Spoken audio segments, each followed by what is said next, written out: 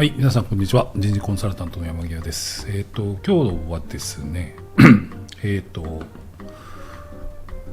と私もここ好きなんですよ。はい、コストコ。コストコはなぜバイト時給に1500円出せるのかということで調べてみました。で、これきっかけはですね、こんなニュースがあったんですね。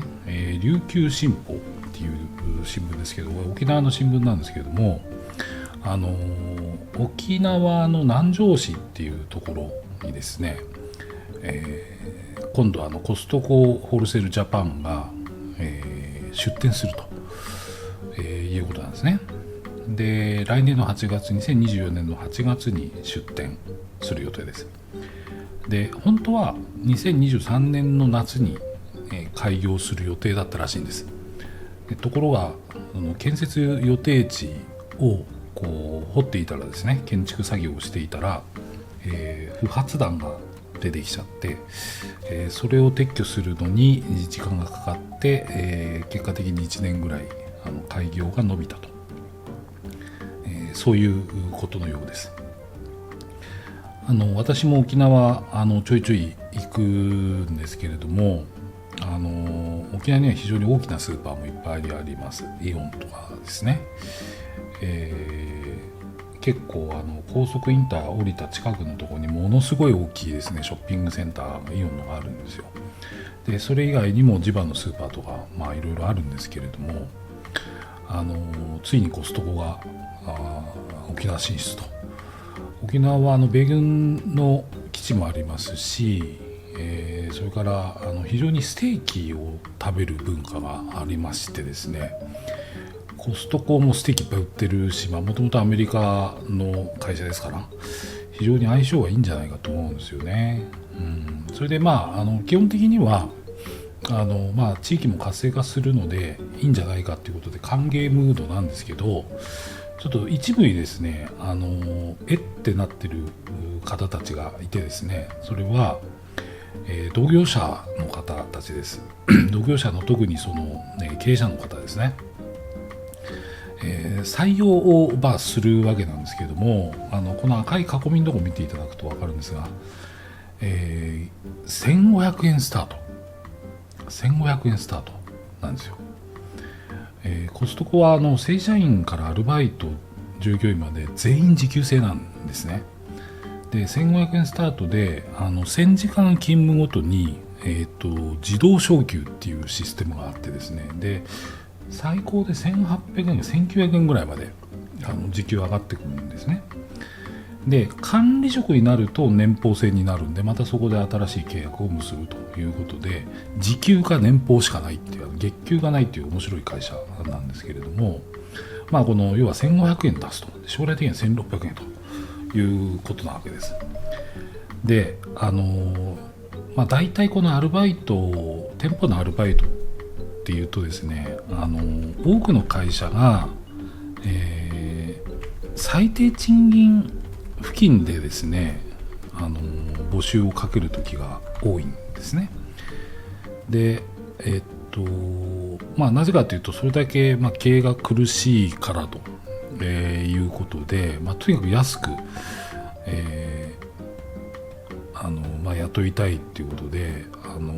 2023年の最低賃金は、今890円ぐらい、892円か853円ぐらいかな、今な853円ですね。で、896円ぐらいになるかもしれないと、今年のそういう状況のところですね。だから900円ですね、大体900円弱で、この900円弱で雇っている会社がいっぱいあるのに、いきなりコストコがですね1500人、で時給1500円で採用すると言っているので、しかも地元採用をいっぱいやると、ということで1500円スタートということで、かなり周囲のですね小売店から、うち人いなくなっちゃうんじゃないかっていう、そういう懸念が寄せられているという声があります。でこれはちょっと開けてみないとわからないんですけれども、コストコがいくらその1500円といってもその何千人もね、雇うわけではないので、何千何万って雇うわけじゃないので、そこで人材がいなくなってしまうっていうことではないと思うんですよ。だけど自分の会社にとってですね、やっぱり人手がいないということは小売業にとっては非常に致命的なので、なんとかせにはいかんって思ってる沖縄の経営者の方がいらっしゃると思うんですよね。で、これ沖縄に限らずですね、どこの会社でもその人手不足が深刻になってて、時給上げたいけど上げれないっていう、そういうジレンマに直面している会社はあると思います。コストコはだいたい今これ300人から400人ぐらい雇用ということで、それで沖縄中の那覇近辺の人が全員いなくなるってことは多分ないと思うんですけど、それでも彼らどうやってですねこの高い時給を出しているのかっていうところは興味があるところだと思います。これは働く人にとってもですね、あるいはその経営者にとってもですね、両方興味があるところじゃないかなと思うので、ちょっとこの解説をしていきたいと思います。で、今日のアジェンダはこんな感じですね。コストコの歴史、それから日本のスーパーとちょっと比較をしてみようかなと思います。で、そのデータから分かるとコストコは意外にも〇〇〇〇ということなんですけど、この中身に何が入るのかと。で、最後コストコが捨てたものっていうお話をします。何を捨てたのか。全部良くするってことはできないわけですよね。世の中資源に限られているし、全てがいいなんてものはできないわけですよ。例えばですけど、自動車で言えば馬力を求めすぎれば燃費は悪くなるとかね、昔はこうだったわけですね。で、そこにハイブリッドが出てきて両方でいいじゃないかって話あるんですけど、ハイブリッドはコストが高いね、車の値段が高いと、こういうことになるわけで、全部を同時に成り立たせるってことはないわけですね。そうすると何かを捨てるっていうのがこれ戦略の基本です。人事戦略チャンネルってこのチャンネルで言うんですけども、人事の戦略、経営の戦略、何かを得るために何かを捨てるっていうのは基本なわけです。で、選ぶって難しい、選ぶは簡単なんですけど、捨てるって結構難しいんですよね。なのでコストコがその高い時給を出せるのは何かを捨ててるからなんですけど、それは何を捨ててるのかということをちょっとお話ししたいと思います。で、まず最初にこのコストコの歴史からお話ししてみたいと思います。で、コストコの歴史なんですけれども、ここに書いてあるようになってます。創業が、1976年と、カリフォルニア州のサンディエゴですね。サンディエゴで、格納庫、これはもともと飛行機のね、格納庫を改造して、どうも作ったっていうのが生い立ちになっているようです。はい、で、当時の名前はプライスクラブ倉庫店ということだったようです。で、このプライスクラブに遅れること7年ですね、コストコっていう名前別で店が立ち上がりました。これも倉庫店です。ほとんどコンセプトは同じだったらしいですね。ワシントン州のシアトルにオープンと。で、そこから10年経った時にこのプライスクラブとコストコが合併してプライスコストコっていう名前に変わりました。で、それから4年後プライスが消えてですね、コストコカンパニーというのに社名変更になり、2年後にコストコホールセールコーポレーションというふうに社名を変更して米国のナスダックに上場したと。で、その同じ年にですね、日本市場の第1号、日本第1号となる倉庫店を福岡県にオープンしたと。で、今年でですね、2023年なので、日本進出後24年を経過していると、四半世紀経ったってやつですね。というのが、大雑把なコストコの歴史です。で、コストコ皆さん好きで行かれてる方もいっぱいいらっしゃると思います。で、コストコ行くのって結構イベント、遊園地行くみたいな、テーマパーク行くみたいな感じがあると思うんですけれども、毎日毎週毎日はないな、毎週毎月コストコ行く人ってそんなにいないと思うんですよ。で、普段はもうちょっと別の近くのスーパーで買い物して、ちょっとお肉欲しいなとか、パンいっぱい食べたいなとか、ピザ食べたいなとか、サーモンいっぱいサーモンもねすごいいっぱい入ってるじゃないですか。サーモン食べたいなって言った時に気合を入れてコストコ行くと思うんですけど、でじゃあちょっと日本のスーパーと比較してみようと、どういうところが日本のスーパーと違うのかっていうのをですね、一人だけ見ても分かんないですけど比べるとよく分かるってことが、こういうコンサル業界ではよくあるので、それをちょっと調べてみましょう。で比較対象はですねこちらの会社です。左上コストコなんですけど、右下にあるのがイオン。イオンはさっきの沖縄のちょっと距離離れてるんで直接競合はしないと思うんですけど、イオンのすごいショッピングモール大きいのが出てたりするんで、ちょっとイオンと比べてみようかなとそれから右上に書いてあるのはOK 株式会社っていうところが運営している OK ストアっていうのがあるんですね。これは神奈川県を中心に、本社は神奈川の横浜のみなとみらいにあります。神奈川を中心に、展開しているスーパーで、なんで関東以外の方はご存知ないかもしれませんけれども、なんで OK ストアを選んだかというと、コストコに近い雰囲気を持ってるんですよ。あんなに広さ大きくないんですけども、売り場にですね、もう今はねちょっとおしゃれになっちゃったんで違うんですけど、売り場に段ボールがドーンって積まれているとかですね、なんか倉庫っぽい雰囲気があったんですね、昔は。今もその傾向があります。それからちょっとですねプライベートブランドっていうんですかね、 OK ストアにしかない不思議な商品っていうのが結構あるってですね、コストコに近い雰囲気があるんです。なのでこのイオン OK コストコって比べてみたらですね、何か面白いこと分かるんじゃないかなと。コストコのその良さ、なぜ時給そんな出せるんだっていうその戦略のところはより分かりやすくなるんじゃないかなと思います。はい、でこちらがですね、ちょっと数字ばっかであれなんですけども、こんなデータ使ってるよということで見てください。これはコストコはアメリカの会社なので、営業成績の資料はですねアメリカにしかないんですね。日本では上場してません。で、アメリカの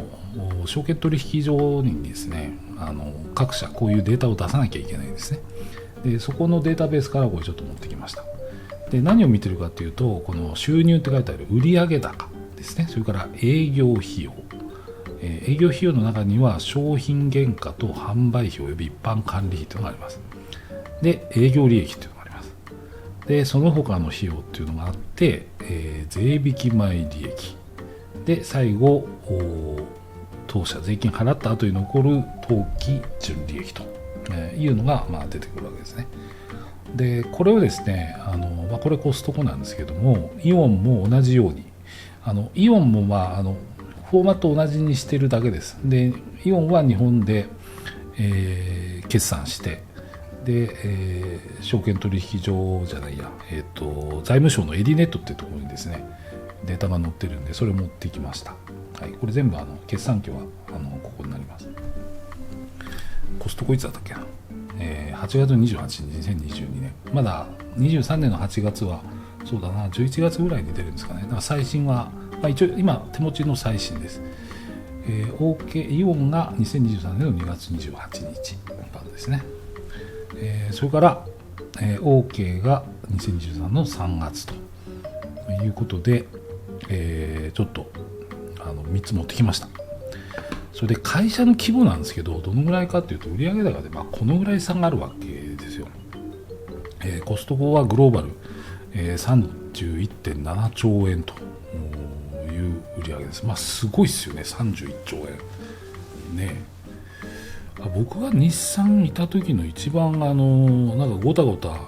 する前の一番調子良かった時で、確か25兆円ぐらいだったと思うんですよね。なので31っていうのはちょっとめちゃくちゃでかいですね。それからイオンがこれも連結決算なんでひょっとすると海外分少し含んでるかもしれませんが 9.1 兆円、10兆円企業もうすぐって感じですよね。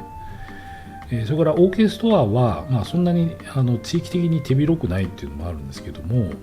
それでも5530億円の売上ということでこの3つの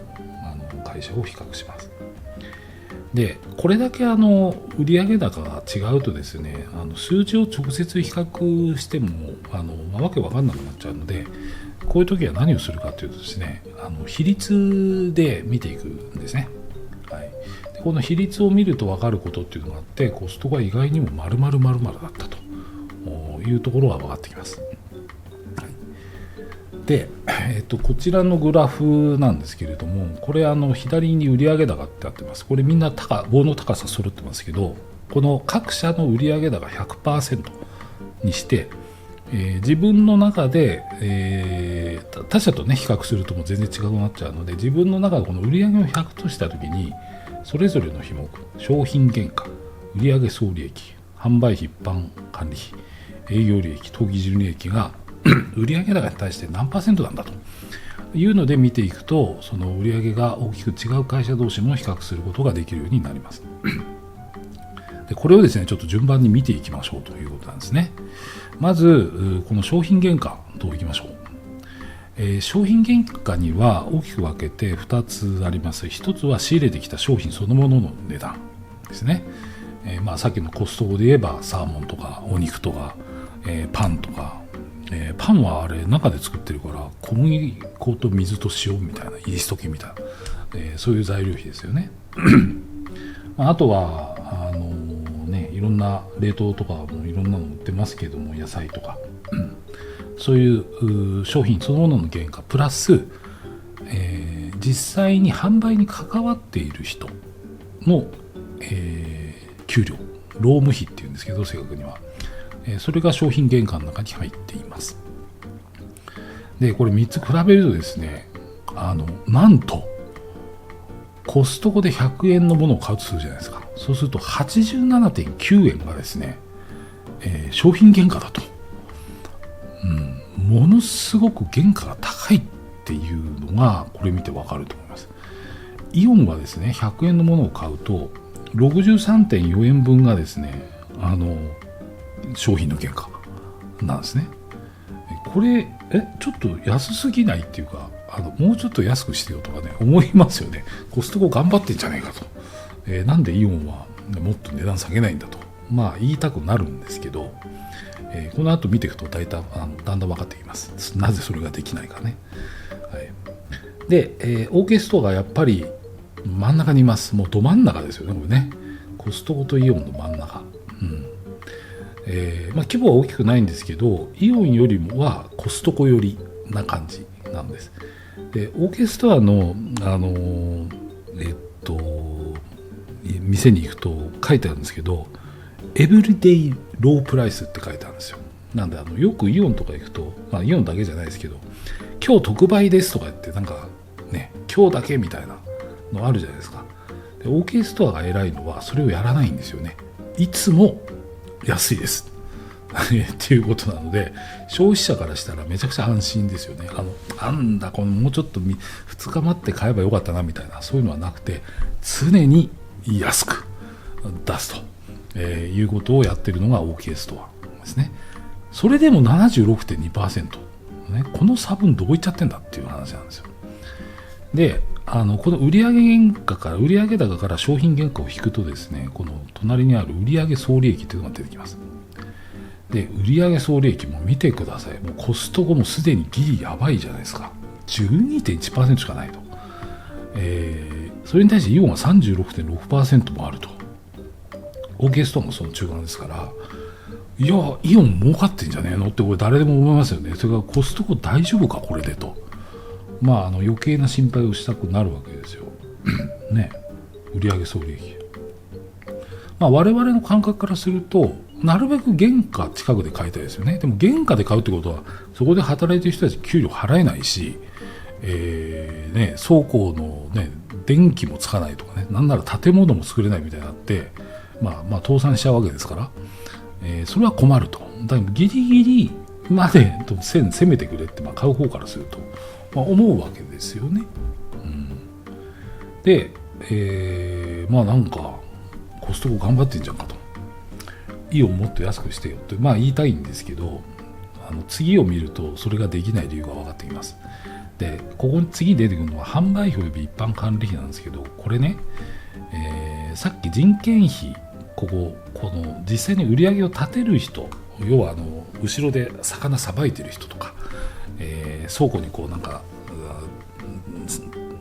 商品並べてる人とかいるじゃないですか。ああいう人たちの人件費ここなんですけど、販売費っていうのはそれ以外の本社の人とか経理部門とか人事部門とか商品企画とか、なんかそういうバックオフィス系の人たちの人件費と、あと広告宣伝費とかですね、その他もろもろ入ってるわけなんです。管理業務、例えばね、卸売業者とこう交渉するバイヤーの人とかね、それに必要な人件費だとかコストとか、そういうのいっぱいあるじゃないですか。それがここに出てくるんですけど、さあこれを開けてみると、なんとドンと今度は逆にイオンめちゃくちゃここに金使ってるなっていうのが分かると思います。でコストコめちゃ安いと、何これと 8.7%、OK の半分、イオンの4分の1しか販売費一般管理費がないと。なぜこんなことができるのか。それは、後で出てきますけど、そういう戦略があってですね、それを淡々と実行しているからなわけですよ。そうするとこの売上総利益から販売費及び一般管理費を除いたものが営業利益になるんですけど、もうこうなってくるとね、分かんないですよね、誰が一番か。見てみましょうか。ドン。あれOK ストア1番じゃないかということになるわけです。5.9%、ね、小さいけど頑張ってるよなと OK ストア、ね、エブリデイロープライスでやっていながらですね、利益が一番高いということです。でちょっとイオンやばくねえかと、ギリギリ 2.3%、 100円売って100円のなんか買うとするじゃないですか。そうすると63円が商品原価で、34円がその他経費と販売費とね、チラシとか売ってますよね。コストコチラシ売ってないですよね。イオンチラシ打つと思うんですよ。それから CM も売ってますよね。コストコ CM 売ってないですよね。そういうところにですね、34円分皆さんの100円の商品とかがかかってるわけですよ、ね。なんかイオン見て、広告見てこれ行こうとか、なんかテレビ CM 見て行こうとかってやってんないとかって、費用皆さんが払ってるってことですからね。コストコはそこにお金をかけてないと。で、いろいろ各社やったんですけど、最終的にはなんだ2円30銭しかイオンで言えば利益が残らないと。コストコで言うと3円40銭ですね。 3.4% から100円のものだったらね。 OK が一番良くて、それでも 5.9%、 6円弱ということなんですね。で最終的にこの当期純利益と税金とかいろいろなものがあるわけですよね。営業外収支っていうのがあって、あとは税金とか払ってですね、当期いくら利益残ったかっていうと、なんとイオン 0.9%、 100円売って利益、当期純利益でイオンに残るのは90銭と、本当にしんどい商売なんだなっていうのが分かります。結果的にこの3つの中では OK ストアが一番良かったですね。でもコストコ 2.6% なんですよ。それでここでちょっとね、営業利益コストコ 3.4% なんですけど、ちょっと面白い、先ほどのこのデータに戻ります。コストコホールセールコーポレーションのこの、青い帯の紙なんですけど、これ見てもらうとですね、この売上高、収入合計がここ100なんですけど、実は会費っていうのがありますよね。コストコってメンバーにならないと、店舗に入れないという仕組みなんですけど、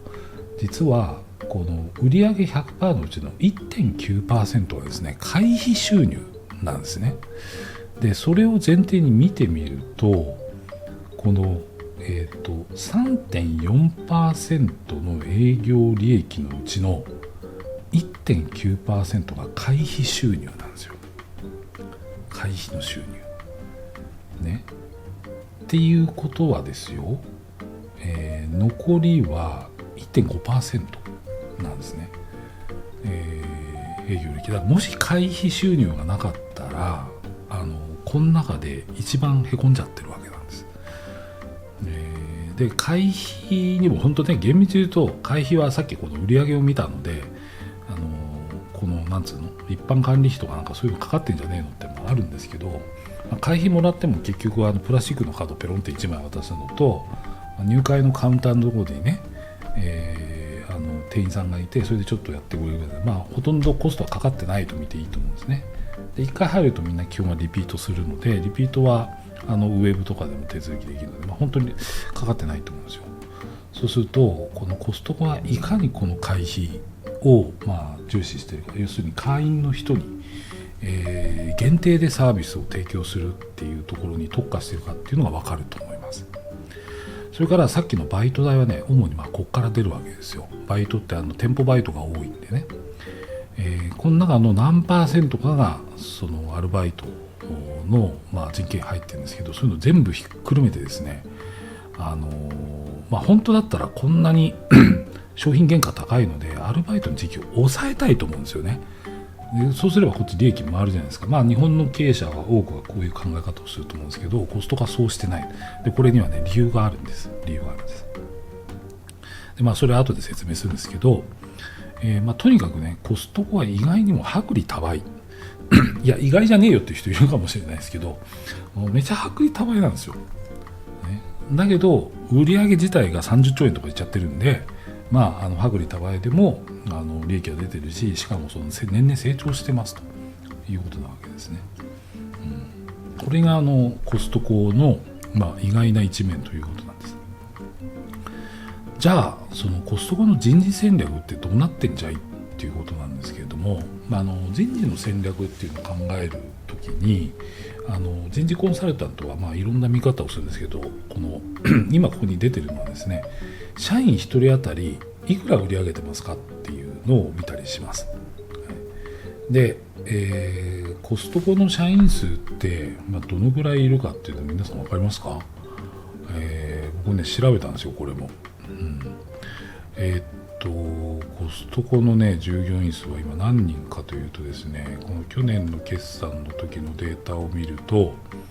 コストコの従業員はですね30万4千人です。30万4千人ということは、1人当たりの売上高がどうなってるかというとですね、こういうことですよ。これ単位100万円なんで1億450万円。イオンがここで OK がここです。1人当たりの売上高が、めちゃくちゃ高いと。イオンの 1.8 倍ですね。なんでこういうことができるのかと。コストコって安いけど原価比率は高い。消費者にとっては安い、ね、原価に近いもので買える。だけど物でかいじゃないですか、ね、なんで売り上げは伸びるっていう、安いからつい買っちゃうっていうか、でかいのしかないからそれを買ってみんなで分けるみたいなの、普通のスーパーが小分けにしてやってるやつをコストコみんなで行って近所の人とシェアしましょうみたいなのって、それをお客さんにやってもらっちゃってるみたいなね、そういうことだと思いますそれから1人当たりの利益、これがですね、ちょっとイオン、OKストアが接近していくんですけども、1人当たりがですね、359万円、営業利益ですよ。イオンは130万円ということで、1人当たり利益はイオン 2.7 倍です。これぐらい効率よく経営をしているということなんですね。でコストコ何を捨てたかっていうことなんですけど、結論言うと捨てたのは品揃えです。でこれ横軸が店舗面積で縦軸が品揃えです。で品揃えの数え方なんですけど SKU って言います。ストックキーピングユニット。これは例えばT シャツ1点ってなるんですけど、実際には T シャツの S サイズが売れたとか L サイズが残ったとかってなるから、サイズ別にこう管理しなきゃいけないじゃないですか。S サイズをじゃあ1000着 M サイズを2000着とかって、こういうふうに発注したり在庫管理するんですけど、T シャツが 3サイズあったらね、3サイズあったらそれで3です。 SKU イコール3というふうに数えていくんですけども、例えば同じ商品があってもパッケージが違うとかね5個入りと10個入りとかで区別します。でどうもコンビニがね3000ぐらいらしいです。スーパーイオンとか行くとまあ1万になるんですけど、なんとコストコ見てください。面積がこうめちゃくちゃでかいのに品揃えはコンビニぐらいしかないという、こういうことになってるみたいですよね。これ何倍だ？スーパーこれ大体そうですね250ぐらいだから、まあ、10倍以上、ねの面積があるのに品揃えはコンビニしかないと。だからあんなに同じものがこう塔のように立っているわけですよね。なので、まあ、コストコは本当にいいと思うものを厳選してで卸業者を通さずに直接生産者と交渉をしてでどうも話に聞くとですねコストコの専用のパレットあるじゃないですか。あのパレットにびっちり収まるようにパッケージとか包装とかそれから形とかを全部交渉して作ってるらしいんです。でそれでも大量に買ってくれるので生産者側も喜ぶと。でコストコは卸業者を通さないので直接買い付けることによってでそこの購入品の費用を下げている。でそれを安く売るっていうことなんですね。でこれがコストコがもしですねやっぱりイオンの品揃えに負けてるぞみたいなんでお客さんの声聞いちゃったりなんかしてですね品揃えをやるとどうなるかというともう一瞬にした赤字になると思うんですよ。そもそもそんなに多くのやつを直接さばけないから卸に頼むじゃないですか。管理工数もいりますよね。値段も上がりますっていうことでコストコはそこに行かないように要はこのスーパーとかコンビニの世界に入らないようにあえて全然違うところにポジショニングをしていると。要するに他の人と違うことをやってるっていうのが、競争力の源泉になっているということですね。でコストコの戦略って何かっていうとまずこの SKU を絞るということで販管費を最小化します。それから SKU を絞ることによって大量購入ができてコスト削減ができる。ここで商品原価の低減がする。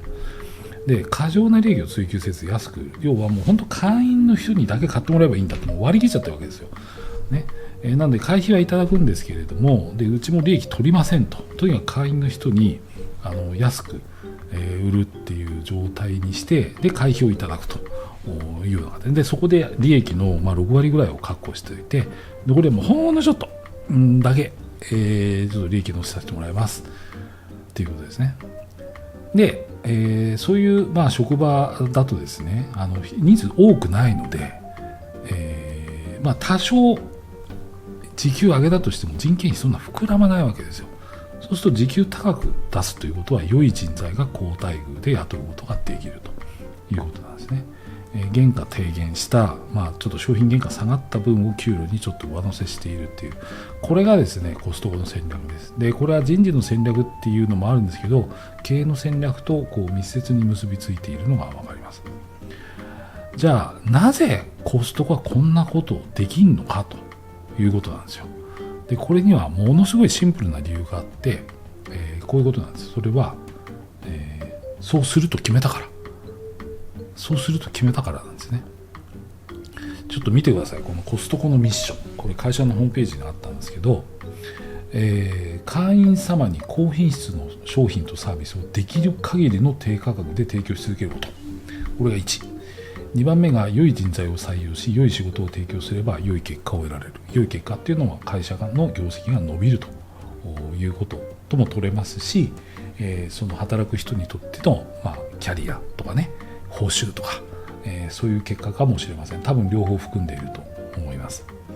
でなんとコストコのミッションってこの2つしかないんですよ、ね。分かりやすいですよね。ミッション通りにオペレーションしてますって、いうただそれだけの話なんです。なのでいきなりコストコ来て1500円とかってうわっとかってもういいよなでかい会社はとかって思うんですけどでも実際やってることはめちゃくちゃ割り切ってるわけですよ、ね。めちゃくちゃ割り切ってもう自分たちが目指すことだけやろうとか一切やらないって決めてるからブレないし、ファンも多いと、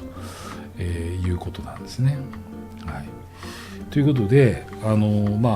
今日の動画はですねなぜコストコは1500円でアルバイトを雇えるのかと、こういうことなんですけど、それは会社の戦略にのっとってるっていうことが答えで、細かいこと言うとさっきの、テクニカルなこといっぱいあるんですけど、基本的には安く売っていい給料を出していい人材を雇うというのがミッションだからっていう、そういうことなんですね。なので、一部でですねちょっとコストコに人取られちゃうんじゃないかっていう、そういう懸念もあるんですけど、あるいはコストコいいなみたいなそんな時給上げれていいなって、思うんですけど、表面的には。だけど裏で何か捨ててるんですよね。コストコの場合は SKU 捨てましたと、品揃えはいらねえと、その代わり厳選したものを大量に買うっていうね、それがまたコストコの買い物がテーマパーク化する理由じゃないかと思うんですよね。なんかね、場所も定期的に変えてるらしいんですよ。定期的じゃないな、1週間とか3日とかかな、変えて、あれこの前あったあれがないぞみたいなことにわざとしてですね、こんなとこあったみたいな、そうだこれもうなくなると困るんだよねみたいなね、もう宝探しじゃないですかこれ。そういうふうにイベント感をですね出す工夫も実はしていると、そういうのも実際に現場のスタッフがねやってるっていうことなので、本当に優秀な人材が彼らのいろいろな本当に細かいところを支える、原動力の一つになってるんじゃないかなと思います。はい、ということでですね、今日はその沖縄に進出するコストコのニュースをきっかけにですね、なぜバイト時給に1500円出せるのか調べてみたということで、話してみました。